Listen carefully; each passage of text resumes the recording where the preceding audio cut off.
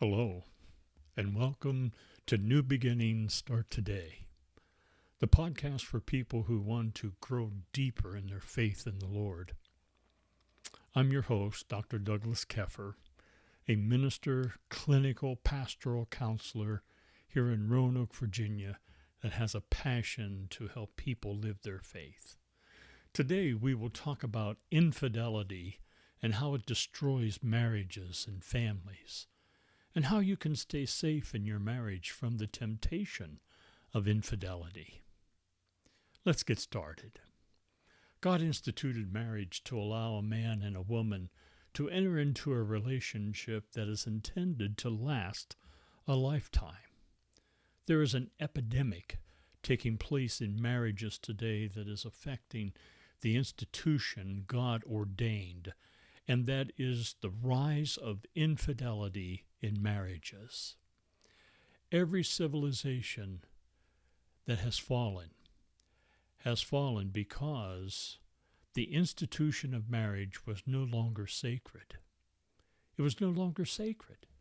This problem of infidelity has been plaguing society for a very long time.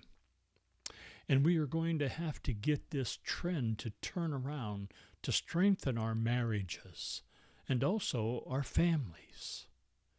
I heard a woman make a following statement recently, and it was this: it was worth it, risking everything to have a fling. I want us to understand that this is the philosophy that is running rampant with too many people today because they are not working in their marriages to ensure infidelity does not happen to them. King Solomon gives us great insight into how infidelity becomes a temptation in marriages today when he writes, "With her enticing speech she caused him to yield.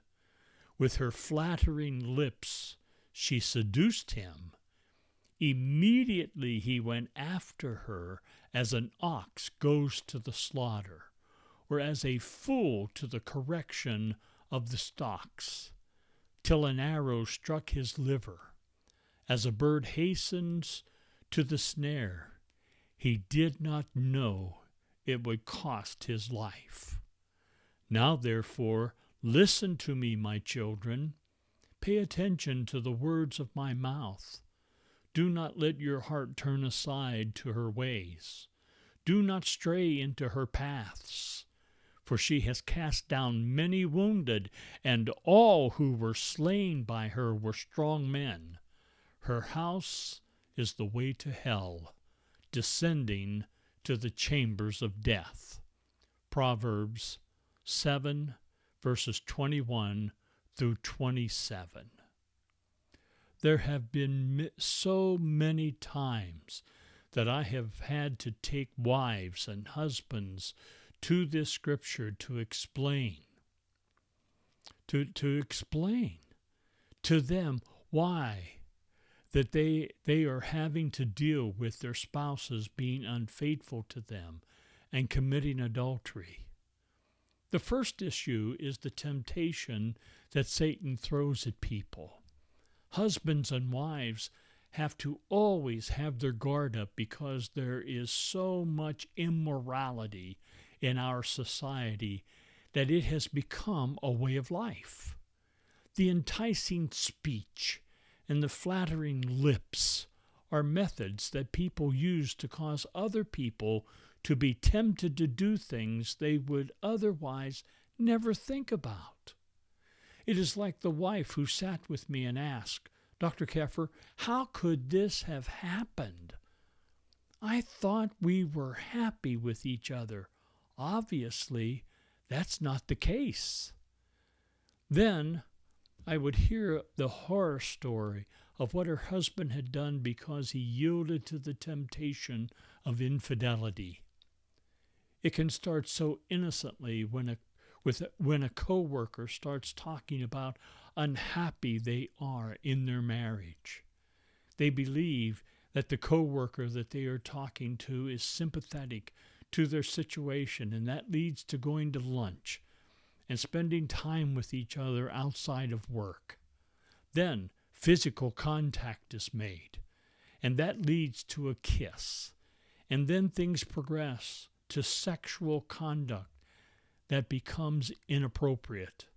The spouse finds himself or herself making up excuses of why they need to be somewhere that seems legitimate, but they are actually making plans to meet that coworker somewhere and indulge in sexual conduct.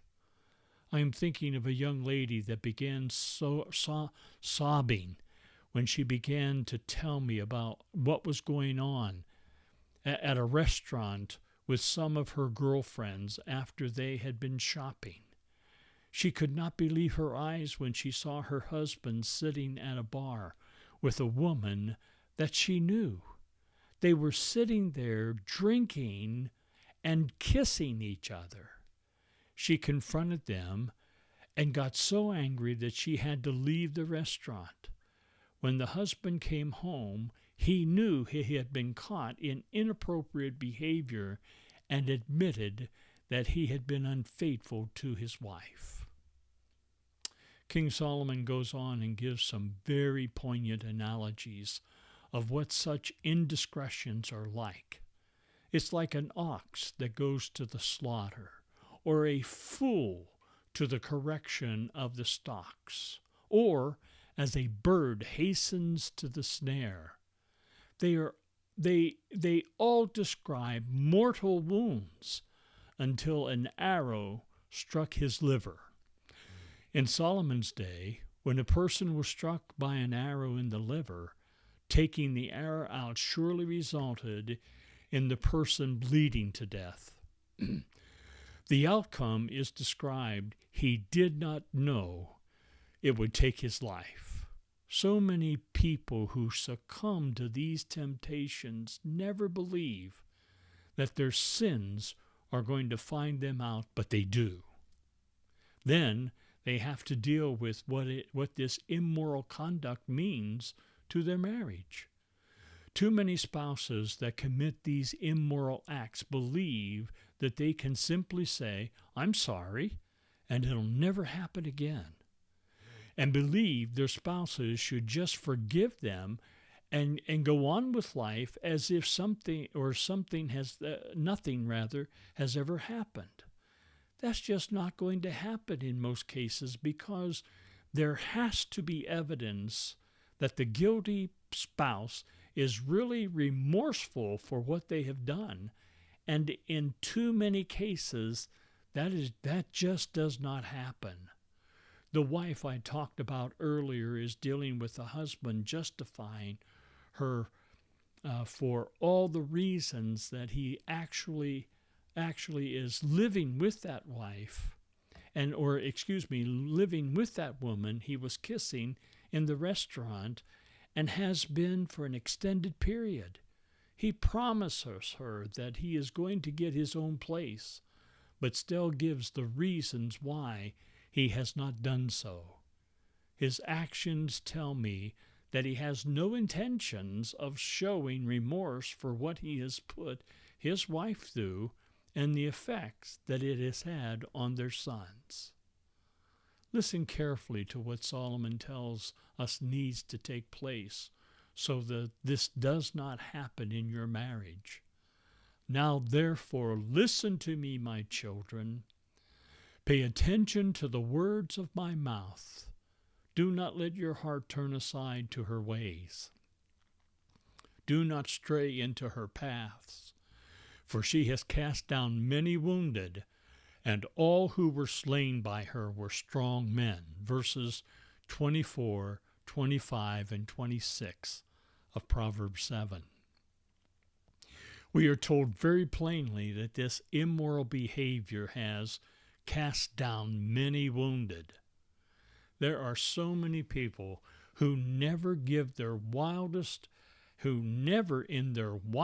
imaginations believed that they would have fallen prey to this temptation. But we are told, and all who were slain by her were strong men. You have to be deliberate in guarding your life against falling into this temptation by do not stray into her paths. You have to work at having safeguards in your marriage that ensure that you and your spouse stay connected emotionally, physically, and spiritually. This is mandatory if you are going to have a strong marriage that is going to last for a lifetime. The following report from 2013 states that a whopping 86% of baby boomers who were born between 1957 and 1964 were remarried by the age of 46. Then, what about the famous statistic that half of all marriages end in divorce? That's true. But others report that show that this is only true when it comes to first marriages, half of which are dissolved. Second and third marriages actually fail at a far higher rate. Then there is this sobering fact as reported. 60% of divorced couples cited infidelity as a reason for their divorce. The reason higher than infidelity cited as a reason for their divorce at 75% was a lack of commitment to the marriage. One can see very quickly that many couples are just not taking seriously what God's expectation for marriage requires. Jesus teaches us what the expectation is as he talked to some Pharisees who were testing him. It is found in Matthew, the 19th chapter, which says, some Pharisees came to him to test him. They asked, is it lawful for a man to divorce his wife for any reason and every reason? Haven't you read, he replied, that at the beginning the Creator made them male and female and said, for this reason a man will leave his father and mother and be united to his wife, and the two will become one flesh. So they are no longer two, but one flesh. Therefore, what God has joined together, let no one separate. Matthew 19, verses 3 through 6. God's expectation is for you to live together for a lifetime and let no one separate you, and that means not allowing the temptation of infidelity to have a foothold in your marriage. There is an added dynamic of the effect of infidelity in marriage when there are children involved. The need to be able to explain to children why they are going to have to deal with the consequences of infidelity is very difficult, but it is necessary. They deserve to have their parents to be honest with them about what has happened to the family. The explanation must be age appropriate, and they have to be heard on how all of this is affecting them. The fact that there are so many people who do not even consider the Christian truths as they approach marriage. Countless have not even heard about the teachings in Proverbs or of the Gospels of which is expected of them when they exchange vows in their marriage ceremonies. Many are approaching marriage as an arrangement of sharing a house and putting their finances together so that they can buy the nice things that they could not afford by living by themselves. I have had many couples that I have done marital counseling tell me, Dr. Keffer, that is just a piece of paper and it means nothing to us, meaning the marriage certificate and even the marriage license. Many couples are writing their own vows and do not want there to be anything religious in the ceremony, as they just do not believe that there is anything pertinent for them in that context. The lack of belief in the sacredness of marriage makes it so easy for people to fall into the pangs of the temptation of being unfaithful in their marriages to begin with. It is appalling to know that the average length of marriages today are lasting only 8 years. We are going to have to do a better job at teaching today's generation that getting married means that they are going to have to learn how to believe it is for a lifetime. Having this view is not outdated, but it is the only way to ensure that we are going to have the love and happiness that God intends people to have in their marriage relationship. This is how we are going to see the growth of strong marriages and families. Thank you for listening to this episode, and I want to invite each of you to contact me and share how you are being blessed by the fidelity in your marriage. Answer this question for me. Please tell me what you and your spouse are doing to ensure fidelity in your marriage, and how is it working? If you are seeing this on YouTube, please click the subscribe button and the like button, and also click on the share button and share it with all your friends. That would be so helpful. Tell me about other issues that you would like me to address by leaving your comments. And you can email me at drdouglaskeffer@gmail.com. Until next time, God bless each of you.